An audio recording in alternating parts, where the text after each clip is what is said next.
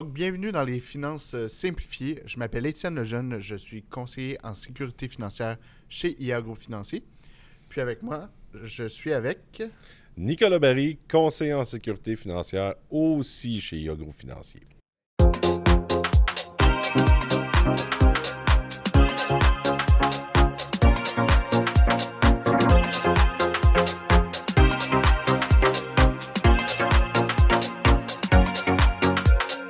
Puis aujourd'hui, on va parler du RQAP, des allocations familiales, du budget aussi. Oui, j'aimerais ça qu'on revienne sur le budget. Ouais. On en avait parlé là, dans notre petit projet pilote de podcast. Exact. Puis, je suis pas satisfait. Je veux qu'on en rejase un peu parce que c'est quand même super important. C'est comme la base des finances. Tu as tout à fait raison. Là. Le budget, c'est la base première. C'est ce qu'on pense en premier avant d'investir, de mettre de l'argent de côté et les protections.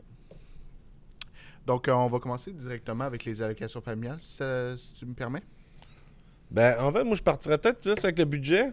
Le budget? Ouais. On commence avec le budget. On start avec le budget. On start, c'est bon. Okay. Parce qu'avant de parler d'alloc puis de RQAP, il Évidemment. faut que les familles aient un budget. Effectivement, c'est vrai. Ou même une personne qui habite tout seul, qui n'a pas d'enfant, ça prend un budget. Tu as tout à fait Comme raison. Étienne, parce qu'Étienne habite tout seul, il n'y a pas d'enfant. Bon, tu vois, là, on vient m'attaquer tout de suite. En fait, on va se présenter un peu. Là. Ben oui. Justement, tu viens de me présenter. Moi, je suis un homme tout seul. Mais Nicolas, par exemple, lui, il est père de 4 enfants, c'est ça? Pas 4, 3. Hey, non, 3, c'est assez. Père de 3 enfants, j'habite avec ma conjointe. J'ai 2 chats aussi, Gaston et Chatoun. C'est bien Donc, ça. C'est bien ça. donc, on est une gang dans la maison, tu sais. Ben, moi aussi, j'en ai une aussi. J'ai un enfant qui s'appelle Mandarine, qui est mon poisson. Demande beaucoup d'entretien, hein? Ouais, beaucoup. La poudre pour bébé, tout, là. J'adore. Donc, ben oui, le budget, la base de tout. Très important d'en avoir un. Exact. Parce que, tu sais, quand on se fait pas de budget, c'est un peu comme si on était dans la brume sans trop... Ben, souvent, les personnes qui vont vivre d'une paye à l'autre n'ont pas de budget. C'est vrai. Parce qu'ils vont se baser sur leur chèque de paye à chaque 2 semaines, à chaque semaine, pour faire leur petite planification de la semaine prochaine. Complètement. Puis toi, en tant que parent, là, c'est quoi le budget vraiment pour un parent? Parce que moi, j'ai mon budget. Ouais. J'ai mes Des petites dépenses. Mes dépenses avec ma conjointe, peu importe. Mais toi, en ayant 3 enfants, c'est quoi les plus grosses dépenses là, à avoir un enfant? Ben, pour ce qui est des grosses dépenses, c'est vraiment surtout... ça va surtout être, mettons, les couches, puis toutes les lingettes. Ouais, Puis, tu sais, quand on part, on n'a pas d'enfant, puis après ça, on en a un. Mais là, c'est toutes des choses qu'il faut qu'on rajoute au budget. Fait que, tu sais, si on est déjà serré au début, puis là, après ça, on rajoute des enfants, Ouais. ben là, il faut se préparer d'avance. Ah oui, On n'a pas le choix parce que c'est vraiment...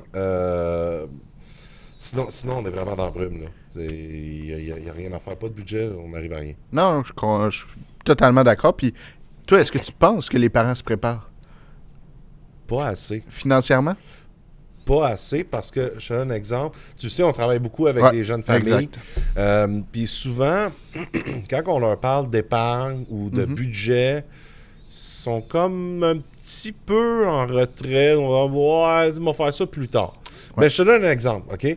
Une mère monoparentale, OK, qui a un enfant. Elle a des projets, mettons, investir pour les études de ses enfants.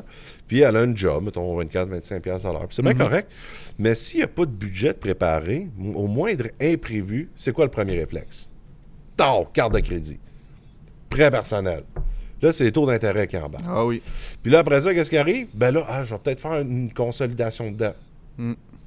Good. Mais si tu n'as pas de budget, tu sais pas c'est quoi ta capacité de payer ta consolidation de dette. Fait que là, ça va pas bien. Fait idéalement, faire un budget, puis c'est pas tout le temps rose, de faire un budget. Ah non, c'est jamais vraiment très rose, là. Parce que des fois, c'est une méchante claque d'en face. Ouais. Tu fais le budget, là, tu te rends compte, je suis dans le rouge.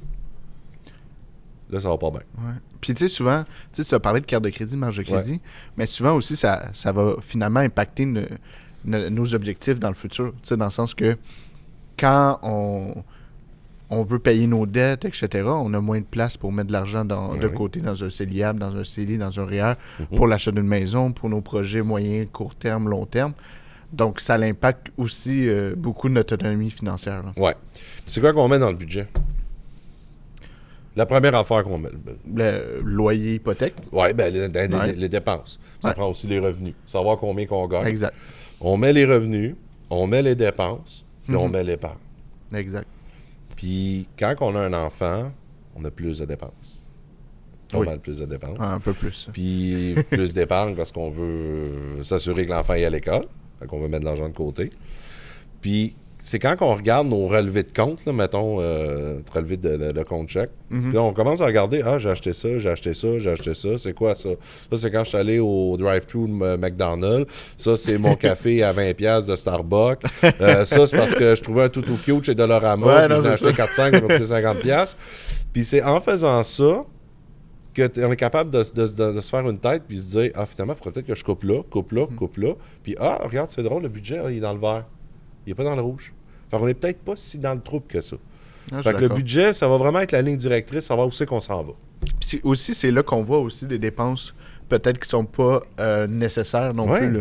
Parce que, tu sais, il y a des dépenses plus importantes que d'autres aussi. Là. Oui. T'sais, on va s'entendre, loyer, hypothèque, épicerie, après ça, tout ce qui est soins pour les enfants, c'est les plus importantes. Après ça, c'est un peu plus de bonus. Tout ce qui est la survie, là, d'une certaine façon. Mais après ça, c'est plus du bonus. Puis des fois, il y a des dépenses là-dedans qui n'est pas nécessaire, puis on le sait. Hein? Puis quelqu'un qui a pris l'habitude de vivre d'une paye à l'autre, ça va être difficile pour lui de respecter son budget. Donc, c'est vraiment une habitude à prendre. On essaie pendant un mois le plus possible de le respecter. C'est sûr qu'il faut se prévoir un montant pour nos dépenses superflues.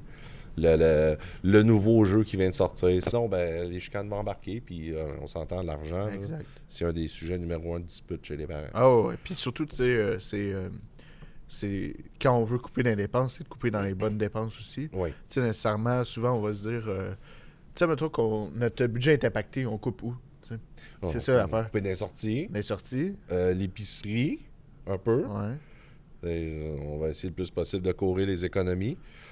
Puis la majorité des gens, ce qu'ils vont faire, c'est qu'ils vont couper dans l'épargne. Souvent, très, très souvent. Donc là, tu retardes tous tes projets. Ah oui, je suis totalement d'accord. Puis ce qui arrive, c'est aussi, c'est un cercle un peu, dans le sens, des fois, les gens ils vont dire, je coupe dans les sorties avec ma blonde. Mais là, le couple va moins bien. Là, les enfants sont impactés. Là, finalement, on coupe dans des dépenses pour les enfants, pour leur bien-être, on va dire. Ben là, ça impacte les enfants, ça impacte aussi le couple. Fait que c'est tout, c'est un cercle toute une gestion. Sérieusement, les finances personnelles, ça peut aller loin. Là. Puis, sincèrement, là, les gens là, qui vont écouter le podcast, là, gênez-vous pas pour nous demander. Là. Ben oui, on peut vous aider à faire le budget. Ça, c'est ben vraiment oui, pas un problème. C'est ce qu'on fait souvent avec les parents. Avec souvent, là, les nouveaux parents, on va faire un budget, on va regarder qu'est-ce qui est le plus important. On veut amener les gens vers leur objectif d'acheter une maison. Souvent, les nouveaux parents, c'est soit acheter une maison ou la retraite, ou peu importe, ou le régime d'épargne-études, des trucs comme ça. On amène les gens vers leur objectif, mais on les écoute. C'est ça qui est important. Parce que si ça dépense au McDo de 20$ à chaque jeudi soir, je voulais pointer personne. Non, regarde, essaye pas, j'ai compris le message, Étienne. Mais on va le respecter, le 20$. C'est juste que, possiblement, s'il y a trop de dépenses comme ça, des fois, il faut être réaliste. Nous, on amène des choses réalistes. Je veux dire, si tu me donnes 5000$ de dépenses, mais tu fais 2000$ dans ton mois, à un moment donné, il y a un problème à quelque part. Exact. Fait que c'est un peu ça. Fait que je pense que c'est... Ça fait le tour pas mal du budget. Puis, si les gens veulent en savoir plus, ils peuvent nous contacter, comme j'ai dit tantôt. Puis ça va nous faire plaisir là, de les aider à bâtir un budget puis de les accompagner là-dedans. Exactement. Donc on peut partir justement des allocations familiales, parce que dans le budget, nécessairement, il va y avoir des allocations familiales. Ça rentre des revenus. Donc rapidement, il y a 2 allocations familiales. Hein? Québec, Canada. Exact. Rapidement, explique un peu... Quand on va arriver le temps des allocations, là, exemple, madame est sur le bord d'accoucher. Je vais partir un peu du début. Madame est sur le bord d'accoucher. On s'en va à l'hôpital d'urgence.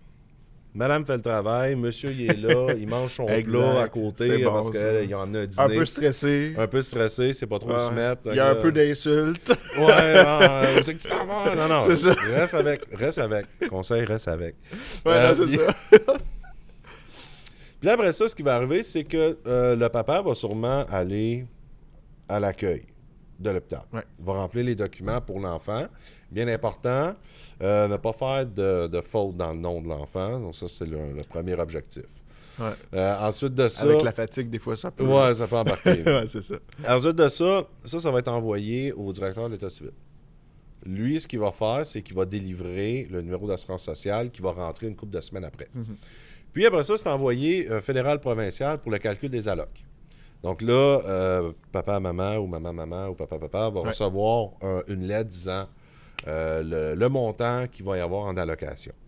Autant fédéral que provincial. C'est ça. Habituellement, provincial, c'est aux 3 mois. Ouais. Fédéral, c'est au mois. Au Québec aussi, ce qui est le fun, c'est qu'on peut le mettre au mois. Il y a possibilité. Il y a possibilité de le mettre au mois aussi.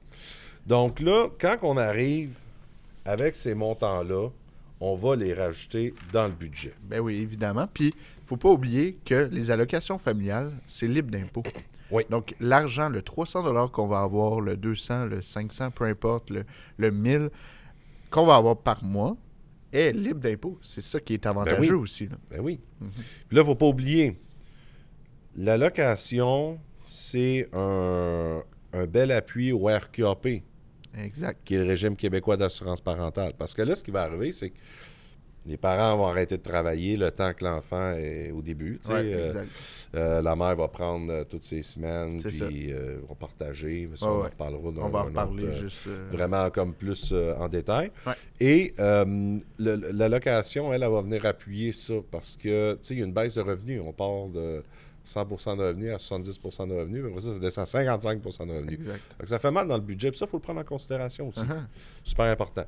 Puis ben justement, les allocations familiales vont venir aider à ce petit manque à gagner là. Puis tu sais, on va s'entendre, tu sais, on dit 55% du revenu, ça va dépendre de quel régime qu'on prend avec le RQAP qu'on va parler plus tard. Exact. On va vous donner un exemple. Ouais, on va prendre un exemple. Donc, on va vous prendre un exemple. Comme je dis, c'est un exemple, tu sais, c'est approximatif. Ouais. Pourquoi?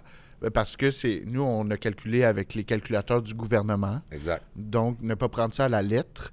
Et c'est approximatif, c'est tout dépendant de vos crédits, de vos cotisations au REER, etc. Fait que prenez pas ça à la lettre. Voilà. Non, mais en fait, c'est surtout, tu sais, si un parent investit dans un REER, c'est lié à tout ça, ça va venir impacter le calcul. Complètement. Ça, c'est le gouvernement qui va faire ce calcul-là quand il va recevoir les papiers. Donc, on va prendre un revenu familial de 100 000. Ouais. Les allocs, Québec, 102,99. Canada, 317,26 pour un total de 420,25. Super, ça. Fait que ça, on rajoute libre d'impôt. Libre d'impôt, oui. Parce qu'il faut pas oublier que les allocations familiales, c'est libre d'impôt. Puis tantôt, on va en parler un peu plus, comment les augmenter, qu'est-ce qui est possible de faire. Fait que là, on va prendre côté RQAP, qui est le régime québécois d'assurance parentale. Si on a pris le régime de base, la majorité des gens vont prendre le régime de base, on va avoir le 70% du revenu. Qu'on appelle aussi le régime long. Hein. Exact. Souvent. Parce qu'il y a plus de semaines. Il y a plus de semaines, oui. Donc, on est à 70% du revenu. Exemple, là, on va diviser ça en deux. Un et l'autre font 50 000 chaque. Super. On a des chiffrons. 70% du revenu, 673 par semaine. Parfait. C'est quand même pas si mal. C'est pas si mal. Et par contre, quand on arrive à 55% du revenu, là, on descend à 528 par semaine. Donc ça, il faut tout prendre ça en considération quand on va faire les calculs pour le budget. Complètement. Puis, justement, c'est là que les allocations viennent aider. Oui, ils viennent appuyer. Parce que, tu sais, là, par exemple, à 70%, tu as ton 173 par semaine.